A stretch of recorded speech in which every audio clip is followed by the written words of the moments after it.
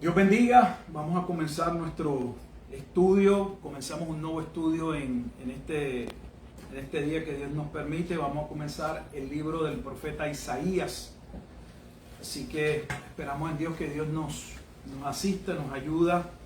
Va a ser la primera vez como Apocalipsis que estudio el libro completamente.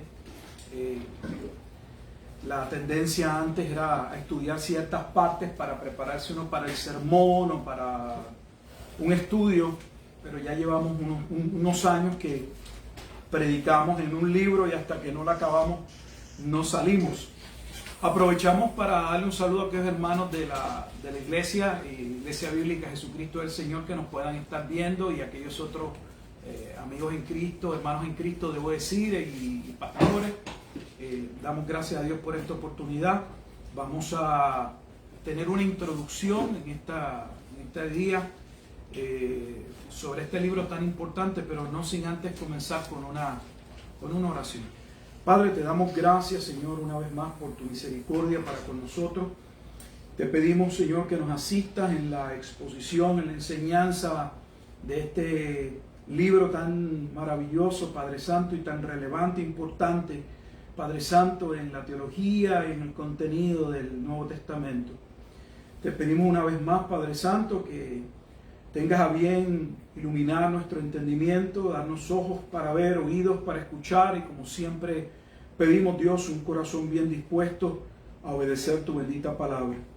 Te pedimos que mientras tu palabra es anunciada, enseñada, mientras hablamos de la grandeza del Evangelio de Jesucristo, Señor, tú tengas a bien edificar tu iglesia, así también como llamar a aquellos que en tu gracia han de seguir procediendo al arrepentimiento y a la fe en Jesucristo como Señor y Salvador. Te damos pues gracias en todo y por todo. Es en Cristo Jesús en quien oramos. Amén y amén. Vamos entonces a comenzar con una introducción al libro del profeta Isaías.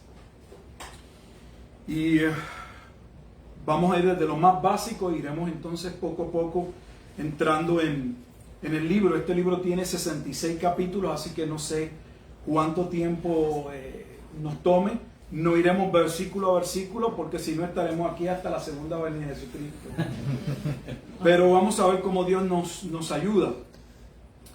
Este libro ha sido clasificado dentro de la clasificación de los profetas, como se conoce como profeta mayor. Y ya sabemos que eso de profeta mayor o profeta menor nada tiene que ver con relación a que haya un contenido, el mensaje sea mucho más espiritual o más importante que el de los profetas menores. Se clasificó así simple y sencillamente por lo extenso, lo amplio del libro. Así que se llaman profetas mayores aquellos profetas que de parte de Dios elaboraron, escribieron escritos más grandes, y pues tenemos también los profetas menores. Dentro de los mayores, Isaías encabeza el listado. O sea que cuando hablamos de los profetas mayores, Isaías es el profeta con el que inicia esa división con la que nosotros mismos hemos creado para podernos llevar y hablar de este libro sagrado, que en el Antiguo Testamento tiene 39 libros, y en el Nuevo pues ya sabemos que se cita una y otra vez. Este libro de Isaías posiblemente es el libro más citado en el Nuevo Testamento. Es citado en todos los evangelios, o sea, Mateo, Marcos, Lucas y Juan lo citan de una u otra manera. Es citado por Lucas en el libro de los Hechos históricos. Aparece citado en 6 de las cartas pastorales. La carta donde más es citada el libro de Isaías es la carta a los romanos. Aparece Isaías, citas a Isaías en 1 Corintios, 2 Corintios, Gálatas, Efesios y Filipenses. También Isaías es citado por Santiago, es citado en 1 y 2 de Pedro, y también en Apocalipsis. Los dos libros del Nuevo Testamento en que más citas hay, que más se hace referencia a Isaías, es el libro de los Romanos, la carta a los Romanos, y el libro de Apocalipsis. En cuanto al autor, vamos a ver cómo esta parte la trabajamos. Creemos como era el entendimiento hasta antes del siglo XIX que solamente hay un Isaías. O sea, que el Isaías que escribe es el Isaías que cuando inicia el libro, en el versículo 1 dice, visión de Isaías, hijo de Amós. Pero es importante que ustedes entiendan que a partir del siglo XIX, y no es que de ahí surgió, pero ahí fue donde se maximizó y donde ha ido penetrando en las instituciones y en los seminarios. Ahora se habla de no menos 2 Isaías o 3 Isaías. Isaías tiene 66 capítulos, están los que dividen Isaías entre la primera parte de Isaías del capítulo 1 al capítulo 39 y luego del capítulo 49 al 66. O sea, y colocan a 2 Isaías diferentes. Hay otros que elaboran y dicen en su tesis que no, que Isaías tiene 3 Isaías. Tiene un proto-Isaías, un deutero-Isaías y un trito-Isaías. Y hay los que dicen que, bueno, tiene todavía muchos más Isaías. Parece que en este libro todo el mundo, según la teología liberal, escribió, y era un libro abierto y cada cual seguía escribiendo hasta que se finalizó. Pero eso es totalmente falso. La Biblia afirma, y lo vamos a comprobar, el Nuevo Testamento, que Isaías tiene un solo autor. Y esto es importante porque la iglesia ha venido siendo atacada, siglo XIX, siglo XX, por la alta crítica, por la teología liberal, como bien señalé. Y ellos dividen, la razón por la que dividen el libro, por ejemplo, los que lo dividen en 3, que ya dijimos que uno pues le llaman el proto-Isaías, el deutero-Isaías y el trito-Isaías, es porque ellos, a modo de contrarrestar la profecía, lo que escribe, lo que aborda el libro proféticamente, tan certero, Isaías profetiza eventos donde, por ejemplo, 700 años antes, profetiza la muerte de Jesucristo, la encarnación, el rechazo, su resurrección. Entonces, a modo, aunque esa parte ellos no la pueden contrarrestar, pero a modo de contrarrestar la parte profética, que dentro de este libro suena como una paradoja, porque este libro en los últimos capítulos, podríamos decir del 40 en adelante, Dios comienza a decirle al pueblo que Él es el único Dios y que su deidad puede ser probada porque Él ha venido hablando y lo ha hecho de manera consecuente y se ha cumplido, y la única manera en que lo que Él ha hablado se ha cumplido es porque Él controla la historia.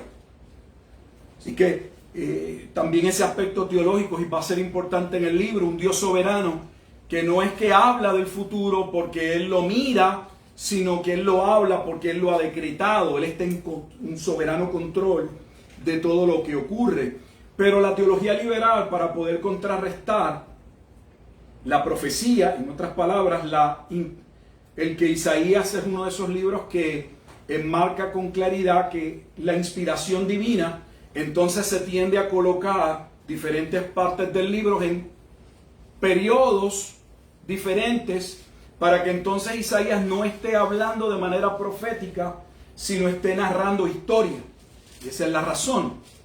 Ese primer Isaías que ellos hablan, el proto-Isaías, está en el periodo donde pues se entendía que se escribía el libro, en el siglo VII, y va desde el capítulo 1 al 39, y ya ellos entonces dividen del capítulo 40 hasta el capítulo 55, y dicen que este es un deutero-Isaías, y que ese deutero-Isaías escribe en el periodo preexílico o en el exilio, ahí ya cuando el pueblo se encuentra, Judá se encuentra con el imperio babilónico, y posteriormente el supuesto trito-Isaías. Entonces ellos dicen que ese otro Isaías escribe en el periodo post-exílico. En otras palabras, cuando el Judá sale del exilio babilónico. Y la razón nuevamente por la que se hacen todas esas divisiones es porque Isaías, como el libro de Daniel, por mencionar posiblemente estos 2 libros proféticos,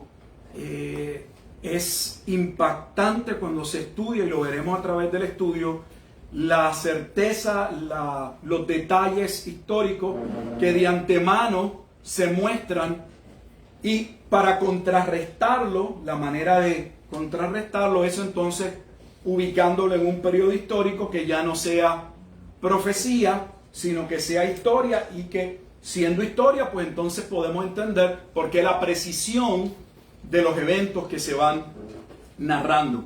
Ahora, ¿cómo podemos nosotros saber que es un solo Isaías? Y aquí hay un problema. Parecería, ¿por qué? Porque nosotros reclamamos, la ortodoxia reclama que hay un solo Isaías, pero Isaías, si usted hace una investigación, busca una concordancia y busca el nombre Isaías, Isaías aparece citado, o aparece una mención, debo decir, no citado, aparecen 19 menciones a Isaías, pero esas 19 menciones a Isaías están en los primeros 39 capítulos. O sea que del capítulo 40 hasta el capítulo 66 no se hace mención del profeta Isaías, lo que entonces podría dar paso para algunos decir, todos concluyen que hay un primer Isaías que escribe hasta el 39, y de hecho aún la teología liberal lo ubica en ese Isaías escribiendo en el siglo VII, pero ya del capítulo 40 hasta el 66 no hay mención de Isaías, y podría dar base aparentemente a que hay otros Isaías. Nosotros no podemos dar margen a esto, primero porque no hay espacio, y segundo porque esto atenta claramente con la inspiración y la inerrancia de la Escritura. Es mucho lo que está en juego, y esto es importante que lo entendamos. Lamentablemente esto se ha vendido, lo han comprado los seminarios, y eso es lo que le están enseñando muchos seminarios a los seminaristas. La mejor forma entonces de ver que es un solo Isaías es, ya que ellos dividen la teología liberal, el libro, en los capítulos nuevamente del 1 al 39, del 40 al 55 y del 56 al 66, hay una manera sencilla de exponer que esto es falso. ¿Cómo?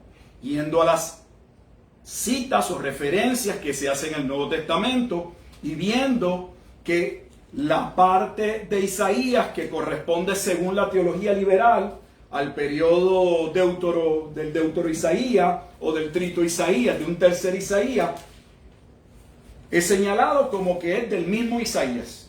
Así que vamos a hacer ese ejercicio. Para ello vamos al Nuevo Testamento, porque podríamos decirlo con la boca, pero es importante que usted lo pueda anotar. Vamos entonces al Evangelio de Mateo, y vamos a iniciar en Mateo, y lo que vamos a hacer nuevamente es corroborar que el Nuevo Testamento, solo busqué los pasajes, hay muchos más, esto es importante, solo busqué los pasajes, vamos a ir a pasajes que se cita Isaías del capítulo 40 al 66. ¿Por qué? Porque del 40 al 66 es la parte que algunos entienden que es de o el segundo Isaías o del segundo y del tercer Isaías. Y lo que vamos a probar que la Escritura cita esos capítulos, esas divisiones, y no hace tal división, la asigna al mismo Isaías. En Mateo, en la porción de Juan el Bautista, cuando inicia su ministerio, en el capítulo 3, versículo 13,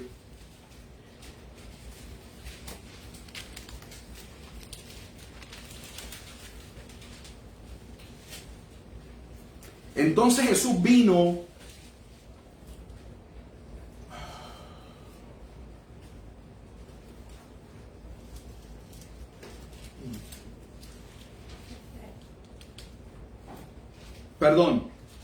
Mateo capítulo 3, 17. Es decir, como que la cita no me sonaba. 3, 17. Hubo una voz de los cielos que decía: este es mi Hijo amado, en quien tengo complacencia. Y si ustedes pueden ver, no tiene que tener una Biblia de estudio, se está citando que Isaías capítulo 42. De hecho, Mateo 3.3, no el 13, pero el 3, Mateo 3.3 es una cita de el capítulo 40. Pues este es aquel de quien habló el profeta Isaías cuando dijo: voz del que clama en el desierto, preparad el camino del Señor, enderezad sus sendas. Usted puede ver en su Biblia que usted tiene una cita, el capítulo 40, versículo 3. En otras palabras, que aquí ya tenemos dos referencias, tanto en el versículo 3 como en el versículo 17, a Isaías tanto 40 o Isaías capítulo 42, lo que formaría, según la teología liberal, como parte de un segundo Isaías. Sin embargo, se está hablando como parte de ¿qué? Del mismo Isaías, no hay tal división. Vamos a Mateo capítulo 8.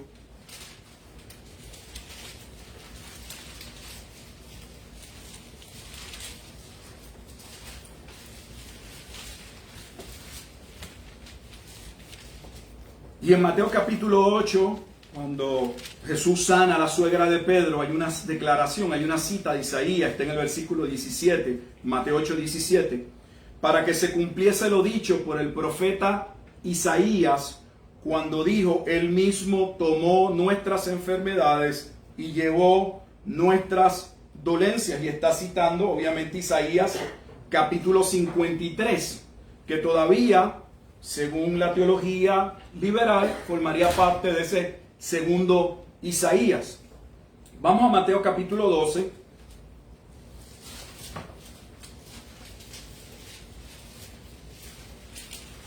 Y vamos entonces a leer lo referente del versículo 17 al 21. Dice, para que se cumpliese lo dicho por el profeta Isaías cuando dijo, he aquí mi siervo a quien he escogido, mi amado, en quien se agrada mi alma.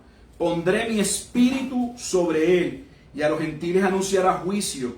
No contenderá ni voceará, ni nadie oirá en las calles su voz. La caña cascada no quebrará, y el pábilo que humea no apagará, hasta que saque a victoria el juicio, y en su nombre esperarán los gentiles. Y usted puede corroborar que hay una cita, Isaías, ¿qué?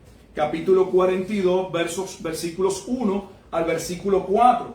Así que ahí ya hemos visto en esos tres capítulos, Mateo 3, Mateo capítulo 8 y Mateo capítulo 12, tres referencias al profeta Isaías contenidas posterior al capítulo 40. Entonces vamos a ver las citas también donde el Nuevo Testamento hace referencia a lo que sería supuestamente una tercera división.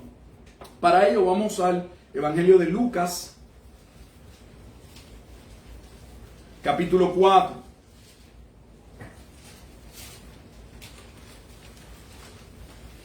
Lo que estamos haciendo es un ejercicio sencillo. El ejercicio es, si ellos alegan que hay diferentes Isaías, ¿por qué el Nuevo Testamento no lo coloca de esa manera? Porque ese pasaje no lo colocó o habló de un autor o corrigió o dijo, no, este es del primer Isaías, este es el segundo Isaías, este es el tercer Isaías.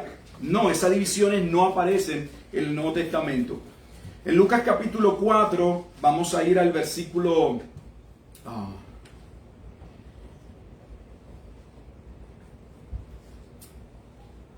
17 al 19. Y este es Jesucristo. Lucas está narrando el momento en que Jesús va a entrar a Nazaret, a la sinagoga, y se le va a entregar el libro del profeta Isaías.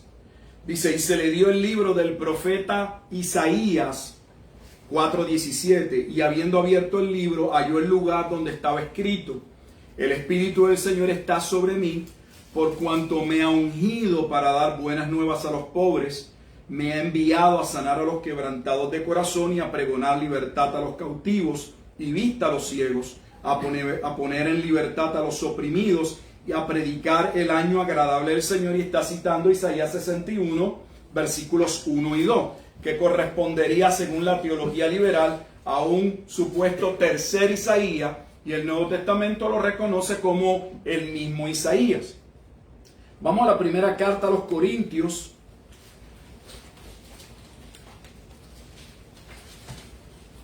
Y vamos allí hasta el capítulo 2, donde vamos a encontrar una cita de Isaías capítulo 64. En Primera de Corintios, capítulo 2, versículo 9. Antes bien, como está escrito, cosas que ojo no vio, ni oído oyó, ni han subido en corazón de hombre, son las que Dios ha preparado para los que le aman. Si usted mira su Biblia, tiene una cita, Isaías 64:4. Estamos en la tercera, aparentemente, división y estamos con Isaías. Vamos a segunda de Pedro, ya para el último versículo que vamos a estar utilizando para esta parte.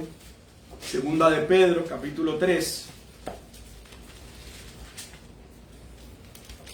Y vamos al versículo 13. Segunda de Pedro 3:13.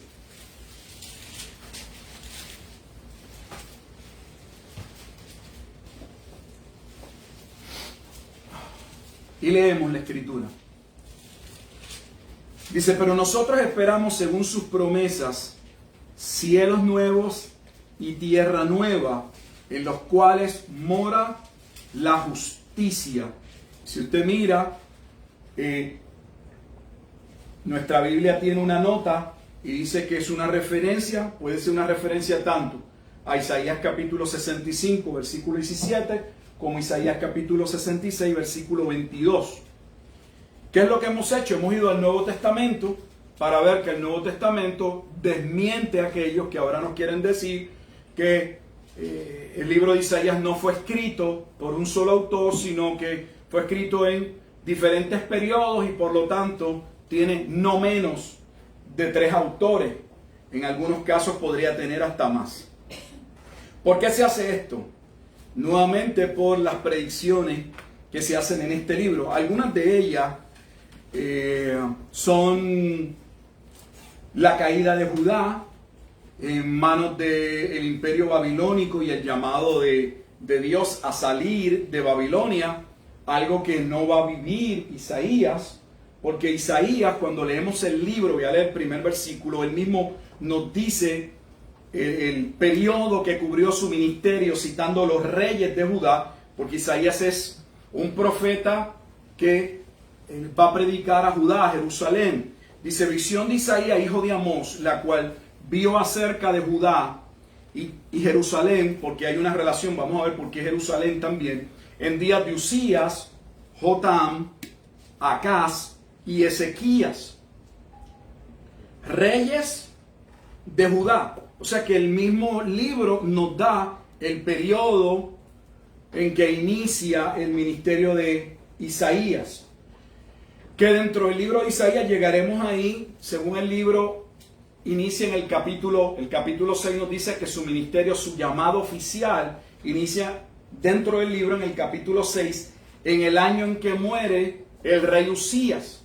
Esa es la visión de Isaías capítulo 6. O sea que Isaías va a ser llamado por Dios ante la muerte del rey Usías, lo que nos coloca en el siglo VIII, año 758 aproximadamente antes de Cristo, y va entonces a profetizar hasta posiblemente la muerte de Ezequías. Hay quienes dicen que llegó a vivir en los primeros 2 años de uno de los reyes más malos de Judá, que es Manasés. Pero la Biblia no dice eso, dice que su ministerio culmina con el profeta Ezequías. Vemos también en este libro está la parte donde Dios habla acerca de cómo iba a utilizar, y de hecho es algo que llama la atención, porque le llama a Ciro, le llama a mi siervo, le llama a Mesías. Es la primera mención que a la palabra Mesías para ser utilizada por un gentil. Y Isaías habla del momento en que Dios utilizaría a este rey pagano, a Ciro de Persia, para que el pueblo saliese a la reconstrucción del templo. Esta parte de la profecía que tiene Isaías es tan relevante e importante que se dice que es la porción de la escritura que se le enseña a Ciro, y es lo que lo convence y lo lleva de parte de Dios a entender que él debía dejar salir al pueblo, y la razón por la cual entonces él también se envuelve en pagar en parte la obra de la reconstrucción del templo, porque entendía que era Dios quien mismo lo había llamado. Claro, no estamos diciendo que él tuviera un conocimiento, pero debemos entender esto a la luz del Antiguo Testamento y de estos imperios. Estos imperios, cuando uno le ganaba al otro, entendía que esa batalla se había ganado porque el Dios de nuestro pueblo era más grande que tu Dios.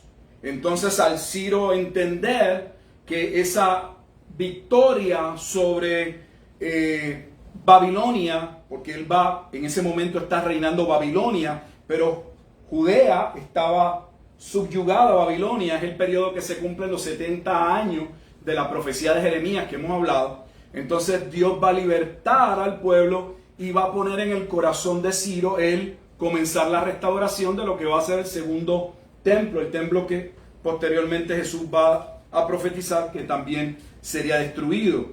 Este es el profeta que anuncia el nacimiento virginal de María. Este es el profeta en el capítulo 53 que claramente anuncia el rechazo del pueblo ante el anuncio del evangelio. Rechaza el rechazo, el sufrimiento, la muerte. La razón de la muerte vendría a ser expiación para salvar a su pueblo, y aunque no directamente, dice, está la parte de la resurrección. ¿Por qué? Porque luego de la muerte se habla de que está vivo, verá linaje, verá producto de esa muerte sustitutoria, él vería el resultado de aquel pueblo que él vino a salvar. Así que hay muchas profecías y conceptos históricos que vamos a ver, y esa es la razón por la que la teología liberal trata de atacar este libro, porque no habría razón, nuevamente, no podría ser este libro, o sea, esas profecías, como explico, esas profecías demostrarían la inspiración bíblica, y nuevamente la manera de atacar la inspiración bíblica es cambiar el periodo para que ya no sea profecía, sea historia. Así que esos son algunos de los ejemplos. Ya hemos visto la referencia en el Nuevo Testamento. Con relación a Isaías, el significado del nombre Isaías tiene también mucho que ver con el libro, básicamente del hebreo. El nombre significa Yahvé es salvación, y eso es lo que vamos a ver. La división de Isaías en dos partes con relación a la salvación, no que tenga dos Isaías, pero que el libro pueda ser dividido tal vez en dos partes básicas, del capítulo 39 y del 40 al 66. Sí podría ser una división que se podría utilizar, porque si posteriormente tienen la oportunidad de leerlos, les colocamos el audio para que al menos lo puedan escuchar completo, el libro de Isaías. Son unas 3 horas, terminan los 66 capítulos. Usted va a poder ver que en los primeros 39 capítulos, básicamente lo que se hace una y otra vez es hablar acerca de el pecado, la situación, el estado de Israel y de Judá. Se traen una serie de profecías de juicio y se hacen unas profecías con relación a ciertas naciones, y esas naciones a las que se hace juicio es porque también parte del pueblo de Israel sería llevado cautivo, y dentro de esas profecías hay unos destellos de una restauración futura que Dios traería. Así que en esos primeros 39 capítulos, algunos dicen que es la parte como negativa, si podremos decir, la parte donde se habla de los juicios y las razones de esos juicios. Y se dan solo algunos destellos, no se abunda mucho acerca de la salvación de Dios. Ya cuando entramos en el capítulo 40 en adelante, entonces vemos cómo cambia un poco el libro de Isaías con relación a que ahora Dios comienza a decirle al pueblo que Él va a actuar, que Él va a salvar, que lo que va a hacer lo va a hacer no porque ellos lo merezcan, lo va a hacer por amor a su nombre, lo va a hacer porque Él va a cumplir su pacto. Y eso es lo que vamos a ver en el capítulo 40 hasta el 66, una parte donde entonces Dios comienza a abordar cómo sería esa restauración. Ya en el capítulo 42 en adelante se empieza a abordar el tema del siervo sufriente, o sea, el Mesías, que vemos en el capítulo 53, y la obra que haría ese siervo sufriente de traer lo que Isaías le llama, que es lo mismo que el nuevo pacto, la paz, ese periodo de paz, que sería la paz o el cambio cuando Dios hiciera juicio y finalizara el antiguo pacto y comenzara el nuevo pacto a través de la obra que haría el Mesías. Dijimos que este libro abarca 4 reyes de Judá, pero hay uno de ellos que no se habla sobre ese periodo, no hay nada directo sobre el periodo específicamente de Jotam. Está en Isaías inmediatamente en el capítulo 6, vemos que Isaías está ubicado en el periodo de Usías, ante la muerte del rey Usías, y posteriormente empieza a hablar de de Acaz, y el periodo de Acaz empieza tan pronto el capítulo 7 está, dice, aconteció en los días de Acaz, y vemos entonces que el libro empieza a hablar algo acerca del periodo de Acaz, y posteriormente va hasta el periodo de Ezequías. Los 2 periodos que más se le da tiempo o que se tocan son los periodos de Acaz y de Ezequías. ¿Por qué? Porque en ambos periodos Judá va a enfrentar una situación de temor, de invasión.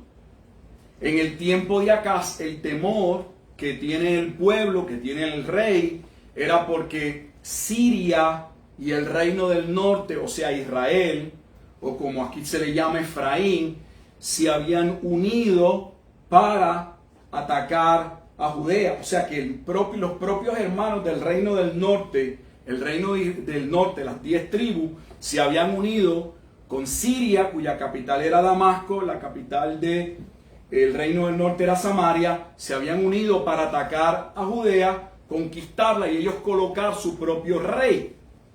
Y eso es ese periodo de Acaz va la temática, que es parte de la temática del libro, es que Israel o Judá aprendiese a confiar en Dios.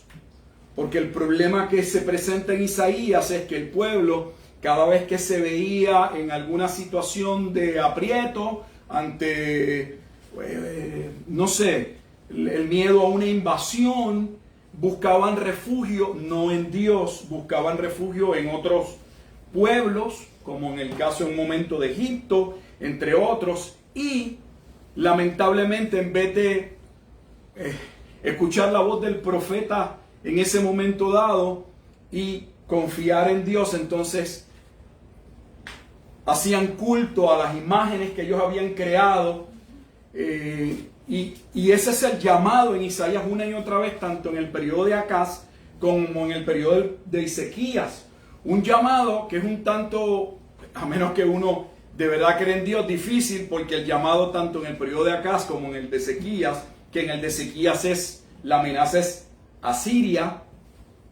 En el periodo de Acaz, Dios le va a decir a Judá que permanezca tranquilo, que confíe, porque él va a levantar a Siria y va a terminar destruyendo a Siria y al reino del norte, tribus de Israel, del reino del norte. Pero posteriormente entonces la amenaza son los asirios. Ya no es Siria y el reino del norte, sino los asirios. Los asirios conquistan Damasco, o sea, Asiria en el 732.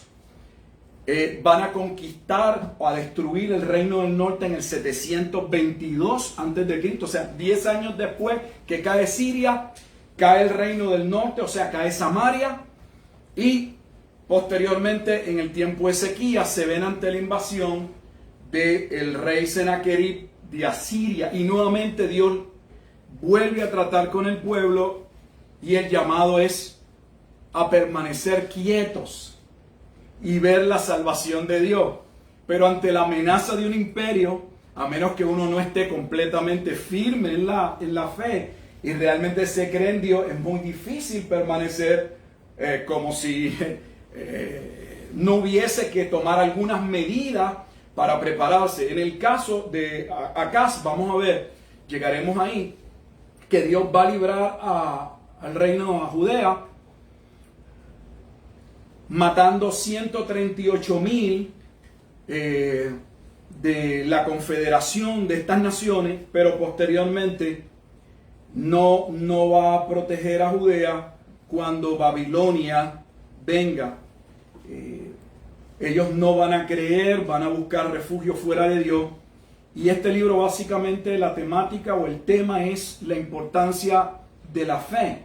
Vamos a ver que se habla del pueblo de Dios, pero ese pueblo de Dios no todo es parte del pueblo, no todo es parte del pueblo. Hay un pueblo dentro del pueblo, lo que vemos en el Nuevo Testamento, porque los que Dios considera como su pueblo, los que Dios protege, son aquellos que creen.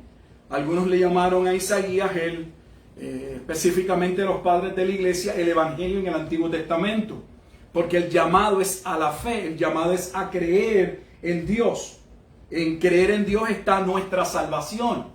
Claro que en el contexto o en el plano histórico la salvación se ve como la intervención de Jehová de los ejércitos, interviniendo a favor del pueblo, liberando al pueblo, protegiendo al pueblo.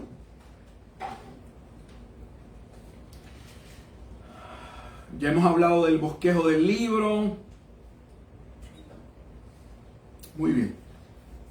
Vamos entonces a tratar, si nos da algún tiempo, de hablar algo de los primeros 6 capítulos. Creo que tenemos tiempo para entrar en Isaías per se. Es importante que puedan leer los 6 capítulos, todo el libro, pero vamos a hablar de los primeros 6 capítulos y posteriormente, si ustedes los pueden leer, va a ser porque yo no voy a poder entrar en cada detalle. En estos primeros 6 capítulos, si los leemos, es como si Isaías comenzara profetizando de antemano la destrucción o la razón del juicio que vendría, no solo contra Israel, sino contra Judá. Porque si prestó un poco de atención a la fecha, yo sé que si uno no la tiene es un poco difícil, pero si Isaías inicia ante la muerte del rey Usías, y eso acontece cerca del año 758 a.C., Israel va a caer en el año 722, estamos hablando de que unos 30 y pico de años antes, 36 años antes de la destrucción de Israel, de la nación de Israel, Isaías comienza a profetizar y ya Dios le empieza a hablar acerca de lo que vendría. O sea que Judea va a ver cómo Israel, el pueblo del norte, va a caer, va a ver la destrucción. Cuando leemos estos primeros 6 capítulos, no sé si pienso en resumirlos, pero es tan difícil. Vamos a irlos leyendo. Ahora hasta donde llegamos. Y solo apunto a destello, y tal vez no dé tiempo en estos 20 minutos. Empiezo en Isaías 1:1.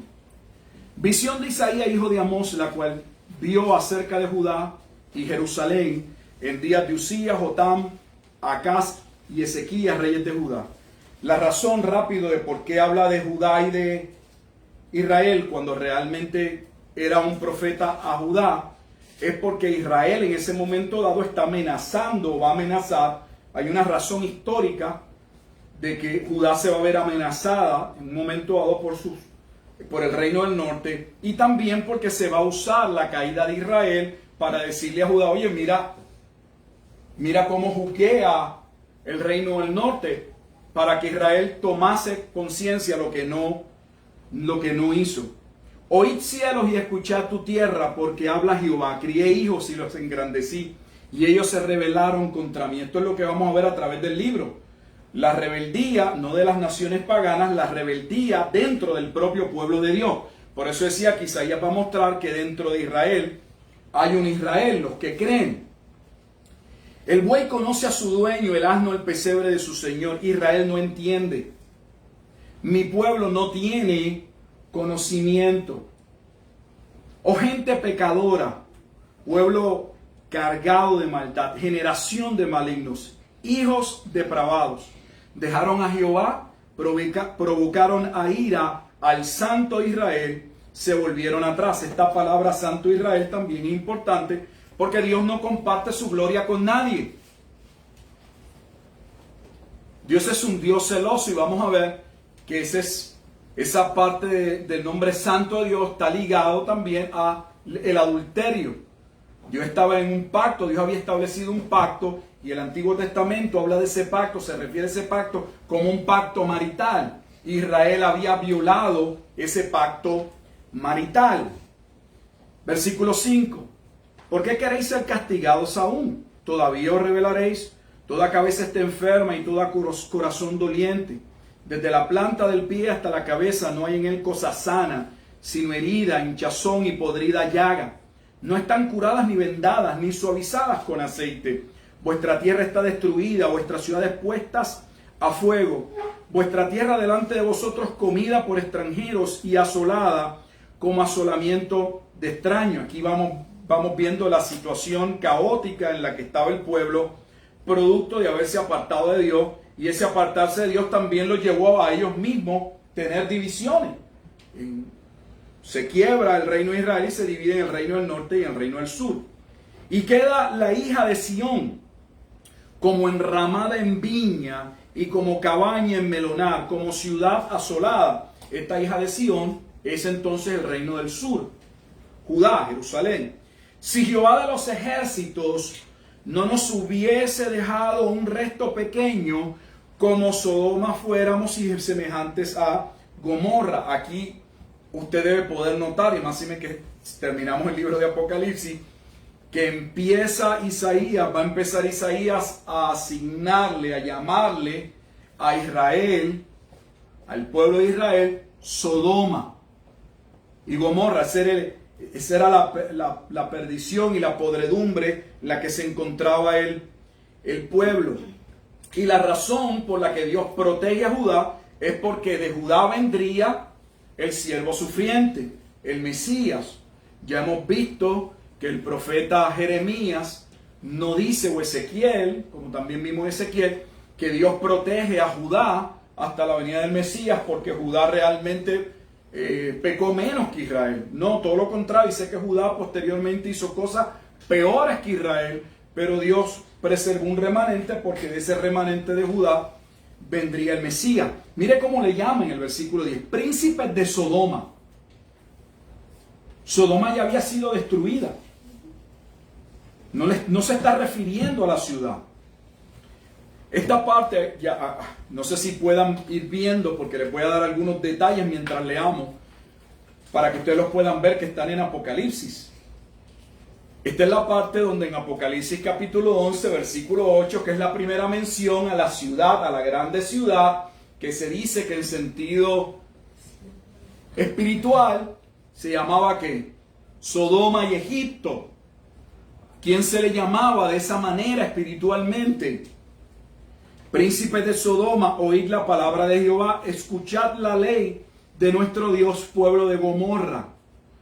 ¿Para qué me sirve, dice Jehová, la multitud de vuestros sacrificios? Hastiado estoy de holocaustos de carneros y de cebo de animales gordos. No quiero sangre de bueyes, ni de ovejas, ni de machos cabríos. ¿Quién demanda esto de vuestras manos, cuando venís a presentaros delante de mí para hollar mis atrios? No me traigáis más vana ofrenda. El incienso me es abominación, luna nueva y día de reposo. El convocar asambleas no lo puedo sufrir. Son iniquidad vuestras fiestas solemnes. Vuestras lunas nuevas y vuestras fiestas solemnes las tiene aborrecidas mi alma. Me son gravosas. Cansado estoy de soportarlas. Esa parte nada más del versículo 11 al 14 debería mostrarnos que aunque Dios había instituido el orden del templo y lo que se debía llevar a cabo, Dios no podíamos agradar a Dios, o el pueblo no podía agradar a Dios. Como nosotros tenemos que contextualizarlo, no podemos agradar a Dios solamente cumpliendo externamente. El pueblo seguía cumpliendo aparentemente con lo establecido, pero su corazón no estaba. Este es el profeta que dice: su corazón está lejos de mí. Y Dios lo que le está diciendo, ¿para qué van al templo? ¿Para qué sacrifican animales? ¿Para qué guardan el domingo? Si realmente no lo hacen para mí, si realmente no lo hacen porque me conocen, para mí es un fastidio. Yo no quiero eso. O sea que Isaías, por eso le decía que algunos le llaman el Evangelio del Antiguo Testamento, porque se habla de una fe genuina. Dios va a hablar a través del profeta Isaías con relación a esa falsa religión, esa hipocresía religiosa, donde de manera externa se puede parecer que uno está cumpliendo con lo ordenado por Dios, pero realmente nuestra vida, nuestros hechos, nuestros pensamientos, nuestras acciones están sumamente distantes. Y mira lo que Dios dice en el versículo 15: cuando extendáis vuestras manos, yo esconderé de vosotros mis ojos. Asimismo, cuando multipliquéis la oración, yo no oiré. Llenas están de sangre vuestras manos. Así que ese concepto de que Dios oye toda oración, si queremos decir que Dios oye toda oración en el sentido de que Dios no está sordo, Él oye. Pero si queremos decir que Dios oye toda oración, como que después que oremos a Dios y tratemos de acercarnos a Dios, Dios va a obrar a nuestro favor, eso no está en este libro. O sea, a Isaías se le dice, ustedes hacen todo eso para que en X o Y momento van a venirme a decir que ustedes me honran y a orar para esperar una intervención divina. Y desde ahora le digo que cuando vayan a orar sepan que no los voy a escuchar, que no voy a intervenir. Lo llama al arrepentimiento, porque la verdadera fe no es un arrepentimiento de un momento, es un arrepentimiento continuo. Porque continuamente pecamos contra Dios. No estamos diciendo, y que nadie nos vaya a malinterpretar, que necesitamos arrepentirnos porque perdemos la salvación. No, es que la persona que realmente ha sido salva no recibe o no entra en una experiencia de arrepentimiento en un momento dado, en el momento de la regeneración, el nuevo nacimiento, donde Dios lo confronta con su pecado y le muestra que Jesucristo es el único mediador entre Dios y los hombres, sino que ese hombre o esa mujer constantemente, cuando ve que su vida está desubicada de la palabra de Dios, se arrepiente. O sea, nuestras iglesias hacen salvo a una persona porque en un momento dado alguien lo paró al frente y hizo la oración del pecador. Y si usted hizo la oración del pecador, usted es salvo. Porque usted aparentemente en un momento dado, en un día específico, a una hora X, en un culto, usted se arrepintió. Pero la verdadera fe es una vida constante de arrepentimiento, de apartarnos de aquello que es contrario a Dios y de hacer lo que es su voluntad. Y él dice, lavaos y limpiaos, quitad la iniquidad de vuestras obras delante de mis ojos. O sea que tal vez otros no lo ven, pero Dios le dice, yo lo veo. Y ese es un aspecto que nosotros a veces no tenemos consciente. Pensamos que Dios no está viendo lo que estamos haciendo. Nos interesa más lo que otros dicen o que otros nos vean. No, lo más que nos debe interesar es que Dios ve todo y ve no solo lo que hacemos, ve la intención del corazón, que es lo más importante. Porque las personas allá afuera hablan de lo que ven externo, concluyen, suponen, deducen de acciones externas. Pero Dios no deduce, no supone de acciones externas. Dios ve el corazón. Podría verse lindo para la foto, pero para Dios es abominable. Dice, aprended a hacer el bien, versículo 17, buscad el juicio, restituid al agraviado, haced justicia al huérfano, amparad a la viuda. Aquí algunos hermanos de la teología nueva de la justicia social dirán, ve, aquí está, Isaías es un profeta de la justicia social. Bueno, Isaías está hablando de la justicia en términos de que era incompatible que una persona que cree en Dios tratase de una manera deshonesta, mintiese, le robase, no tuviese empatía, no buscase ayudar a sus hermanos, porque de eso es que se está hablando. La condición de Israel y de Judá era tal que ellos le robaban a sus hermanos, le mentían, pagaban para comprar el derecho, los jueces. Dice, venid luego, dice el versículo 18, dice Jehová, y estemos a cuenta. Si vuestros pecados fueren como la grana, como la nieve serán emblanquecidos. Si fueren rojos como el carmesí, vendrán a ser como blanca lana. Desde el inicio de Isaías se hace un llamado al arrepentimiento genuino. Y un llamado donde la gracia de Dios se manifiesta limpiando todo tipo de pecado cuando hay un arrepentimiento genuino. Eso es lo que está diciendo. No importa la gravedad de la ofensa que se haya hecho. Si venían con un corazón contrito y humillado, recibirían el perdón de Dios. Versículo 19. Si quisiereis y oyereis, comeréis el bien de la tierra. Si no quisiereis, si fuereis rebeldes, seréis consumidos espada, porque la boca de Jehová lo ha dicho. Aquí algunas personas podrían decir, ¿ves que Dios se lo deja al pueblo? Él hace la oferta y si ellos quieren, ellos son quienes deciden, quienes determinan si se salvan o no se salvan. Si Dios interviene a favor de ellos o no interviene a favor de ellos. Pero este mismo libro, digo esto, me estoy adelantando, porque este mismo libro, posteriormente, es uno de los libros antiguos testamentarios que más claro deja que aunque Dios hace un llamado a todos a arrepentirse, muestra por qué, aunque ese llamado es público a todos, porque solo unos pocos al final pueden realmente comprender el mensaje y venir a un verdadero arrepentimiento. De hecho, lo vamos a ver específicamente en uno de los pasajes más citados en el Nuevo Testamento también, que se halla en el capítulo 6, cuando Isaías se le va a decir, engrosa el corazón de este pueblo, habla y no entiendan, y le va a mostrar que el problema yace en el corazón del hombre. Dios los llama al arrepentimiento, les dice que cambien, no miran cómo está la llaga, no ven la condición en la que está el pueblo, y muestra cómo sin la intervención divina, si Dios no interviene, no hay salvación. Lo vamos a ver en este libro.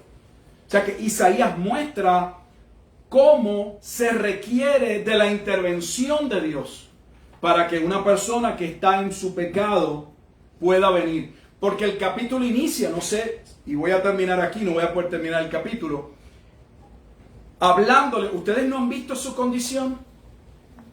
Observe que la condición es tan grave que Dios le dice, yo esperaría que en esa condición ustedes realmente recapacitaran y me buscaran. Pero no, si creemos que las situaciones del diario vivir pueden llevar a una persona a Cristo, estamos sumamente equivocados. La razón por la que nosotros atamos las situaciones en nuestro diario vivir con la salvación es porque obviamente antes de nuestra vida con Cristo no puede haber sino soledad,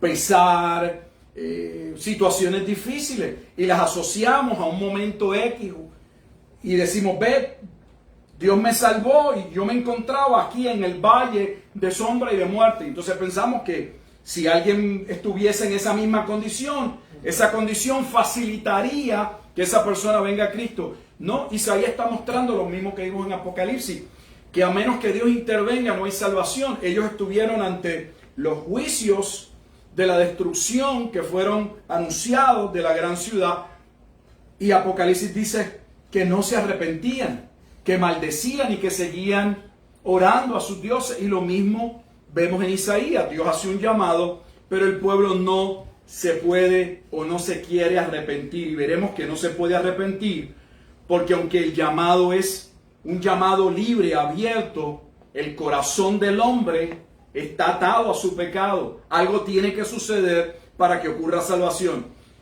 Solo quiero terminar con el 21, porque esto les va a asociar a Apocalipsis, ya van a ir viendo. Mire la pregunta: ¿cómo? Así inicia Isaías. ¿Cómo te has convertido en ramera oh ciudad fiel. ¿Recuerdan cuando estuvimos en Apocalipsis capítulo 17 y decíamos en ese momento dado que cualquiera puede llamarle ramera a un pueblo pagano, y usando el concepto ramera como alguien degenerado, alguien en pecado? Pero el problema es, quiero que lo vea y con esto termino, esta parte es muy importante, que la razón por la que Dios le llama a Israel y a Judá ramera es porque ese pueblo estaba en una relación de pacto. No se está usando la connotación ramera meramente para describir pues una persona alocada, sin limitaciones, no sé, pervertida. No, se está usando, si eso lo incluye, pero se está hablando de un cambio en el estado de ese pueblo con relación a un punto específico. Y es que ya se nos había dicho en algún momento dado, y lo vamos a ver, que esta ciudad fue fiel en su momento dado, pero se había convertido en ramera. Llena estuvo, mire, lo dice ahí, llena estuvo de justicia. En ella habitó la equidad, pero ahora los homicidas.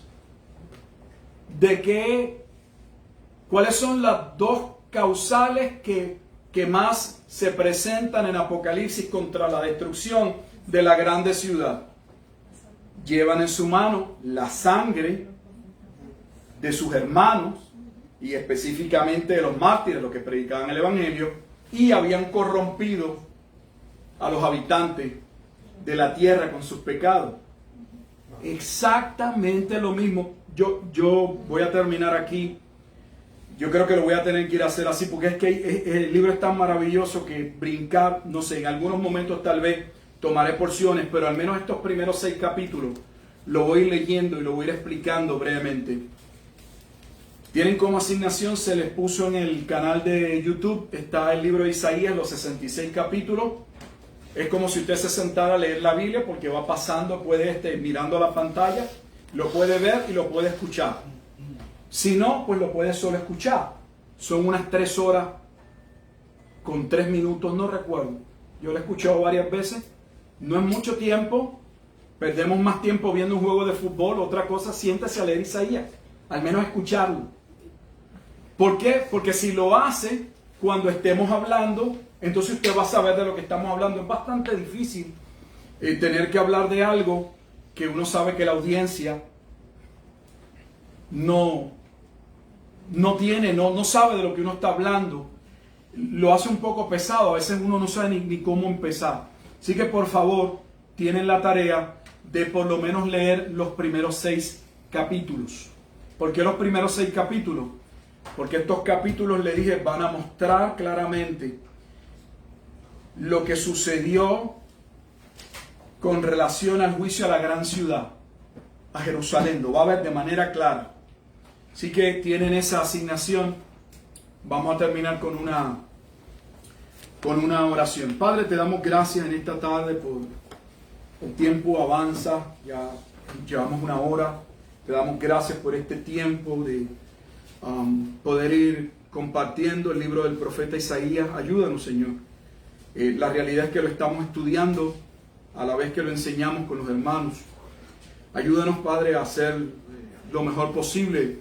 No ponemos nuestra confianza, Señor, en los dones o capacidades que tú nos has dado, sino, Dios, en que eres tú, oh Dios, quien inspiraste a Isaías, quien has preservado este libro, y que estoy seguro, como estamos estudiando nosotros en la carta a los Corintios, que tu palabra, el Evangelio mismo, es poder de Dios para salvación.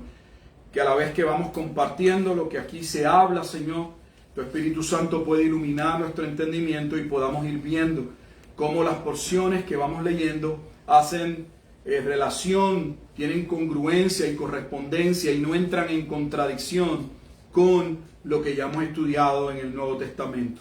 Te damos gracias, Señor, y que a ti sea la gloria y la honra Oramos siempre en Cristo Jesús, Señor nuestro. Amén. Amén.